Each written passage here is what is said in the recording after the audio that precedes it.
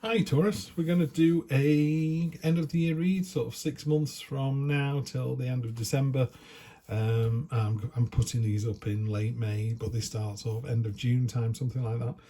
It won't all resonate. What does, take it, run with it. I'll be using the True Black deck as usual, and then I'm going to clarify with the Black Violet Tarot. Got this a couple of weeks ago. Love it, love it, love it. Straight into this because we try and keep these nice and short and fast. Celebration, freedom, nostalgia, victory, wounded warrior, battle you survive, inspiring and courageous. Love to see that card. The Fool, yeah, High Priestess, love it, love it, love it. Time of Solace, Rest, Recuperation, and the very end of something, most definitely. And the energy on the bottom is the Two of Wands. So the Two of Wands is your energy on the bottom in this particular reading is about, you might think you've got the whole world in your hand, or you might think you're well on the way to something, and it's not. There's a whole universe out there. I don't know if you've ever been somewhere where there is no light pollution. I was in Utah, Colorado in 2000, many years ago, sleeping under the stars, literally lying on a picnic table in a sleeping bag, looking up at the stars, and with no light pollution. The stars went on forever, to the point it made me feel dizzy and sick. I was like, you can definitely believe that there is, something else out there. There must be billions of other galaxies, and it makes you feel quite insignificant, and that's quite refreshing. But anyway, my point, what is my point? I don't have one.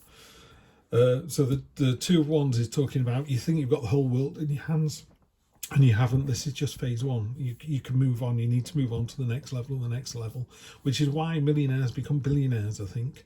You always think, well, how much money do you need? It's like, it's not about that. It's like, if I can generate wealth and abundance, I'm just going to keep doing it. It's like the Midas touch. I can't stop myself.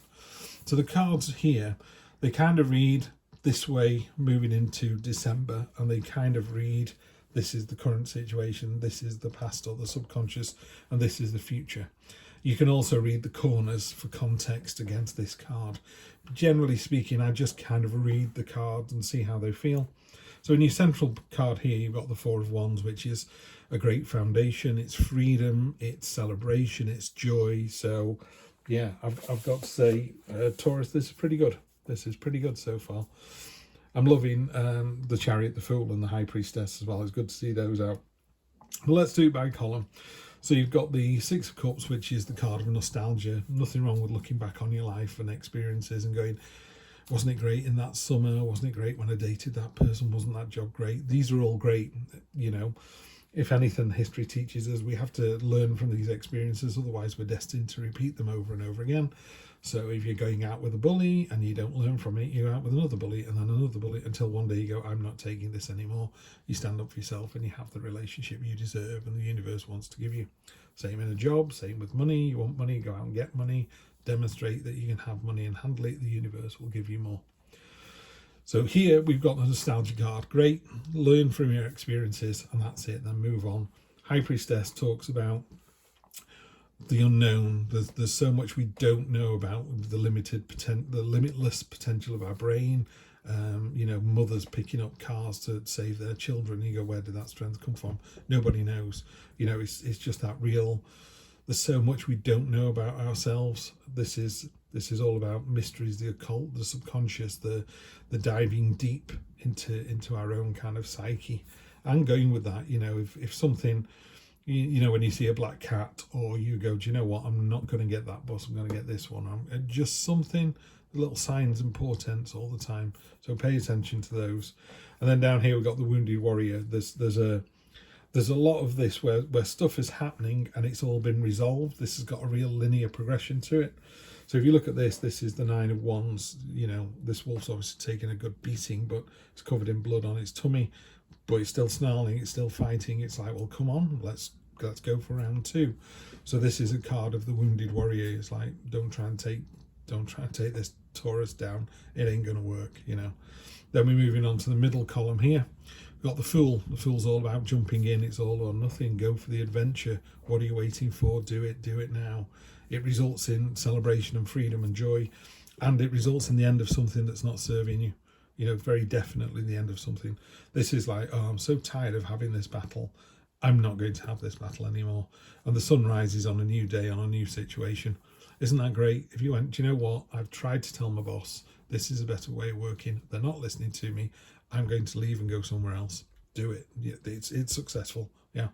So really jump in with both feet. Same with a relationship. Same with anything really. If it doesn't serve you, why are you pouring energy into it? You know, it's like pouring energy into a sieve. It's coming out too many holes. You've tried plugging the holes. Don't bother. Just throw the sieve away and go and fill a bucket up somewhere that wants filling up. Do it that way. And it results in a victory. You've got triumphant victory of your own making. This is, in this particular deck, he's sat after the victory celebrating. You know, he's got this rod of power in his hands. You know, it's like, yeah, done it. I've broken the chains. I've got out of the situation. I've got the victory that I wanted. Then we're talking about a time for rest and recuperation, and there's a minor blessing. So you've got celebration, victory, minor blessing. And, you know, these cards here are all fabulous. It's just this row here. And this row here actually improves as it goes along, because you end up with the magnificent King of Wands. Peacock crowns, like, check me out. Just so confident, you know, really confident guy, kind of walking along. It's about it being an inspiring and courageous person. People, you know, you really turn heads when you walk into a room. That you're like, that's the kind of person I want to be. You're inspiring people with this attitude that you've got at the moment. Really lovely to see, really lovely energy. So let's see what we're going to clarify with. Just pull all those out like this.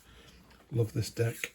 So on top of the Six of Cups, we've got Temperance. As in anything, find the balance. So by all means, look at what happened, you know, 10, 20 years ago, or the previous partner or the previous business, and then temper it with, you know, well, that was it, everyone had a good year that year. You know, it was all very buoyant, or it was all very grey, and everyone loved it when someone came out in a, you know, with a new idea. You know, you've got to kind of, you've got to put things into context. But Temperance is about finding the balance.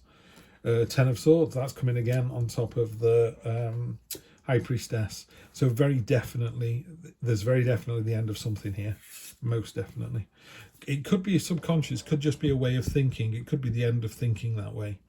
There's nothing wrong with that. Some people have been radicalized, or it could be a softer point of view than that. You know, I don't know. In the UK, you could say, I've always voted Conservative, but what they're saying at Labour at the moment is it means more to me. It's resonating with me more. I'm going to change. You know, we don't do nothing political here, but you know, you can be open to have your point of view changed, and I think that it becomes the end of something, which is a really positive way to find yourself. More than enough strength to do it, and that strength, we're talking about strength to oppose. You know, it's not a physical strength, it's a real mental, I will not stand for this anymore. You know, I will drive this through.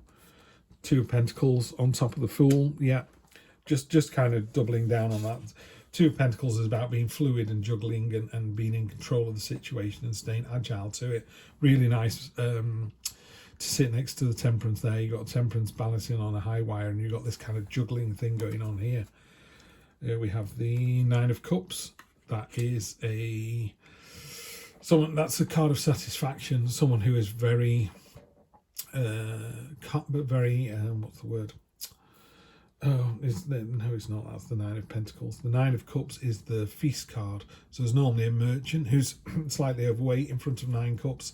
The cups are full of wishes and dreams. It's all your dreams coming true. It's a card of satisfaction, most definitely a card of satisfaction. So on top of the celebration, sometimes you have a celebration and they still leave you a bit empty the day after. This doesn't. This is a nourishing celebration.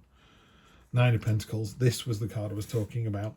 This is the card of focus. You know, the hawk is about being focused and determined. It's about someone who's happy in their own skin, happy in their own company, which is quite a hard thing to do, but genuinely happy in their own company, and that makes someone very desirable.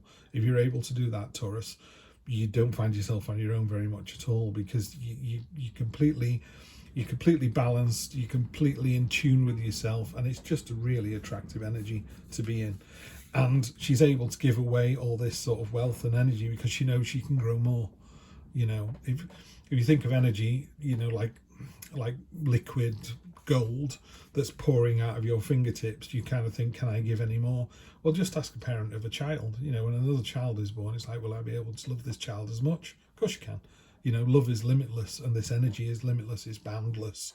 It just, you know, the more you give away, the more you get. You know, it's a lovely, lovely energy. This is a really nice read. Page of Wands, yeah, it's jumping in with enthusiasm. We know it's, yeah, it's just jumping in with enthusiasm. It's easy to put it in Knight of Swords, yeah. And again, coming in with that kind of, there's a clarity about this and a sense of purpose. You've got a real, there's a celebration and victory, but it's been driven by you. I mean, I know I said that with the Chariot, but the Knight of Swords it's a doer, not a thinker. You know, something's come in, it's happened. And the Page of Swords, yeah, okay. So you've got pages which are the learning experience, and you've got the sword cards, the court cards in Swords are all about clarity. It's all about that headspace, that intellect. It's an intelligent, intellectual move. It's like, you know, I'm doing the right thing. You know, and you go, I'm not sure if this is a head or a heart decision. This is a head decision. Absolutely a head decision. These butterflies on here, which is the motif of the sword deck. And there was another one as well, wasn't there? I saw somewhere. I can't remember where it is now. But there's butterflies that kind of transform. So obviously they go from a caterpillar to a chrysalis, which is, you know, Chris on Minnow Pond Tarot talks about. You become caterpillar soup, and then this beautiful butterfly comes out. So there's a real sense of transformation as well. But it's all really in control. It's, what I would say is, it's going to be a great year and a great end to the year. Ace of Pentacles on the bottom.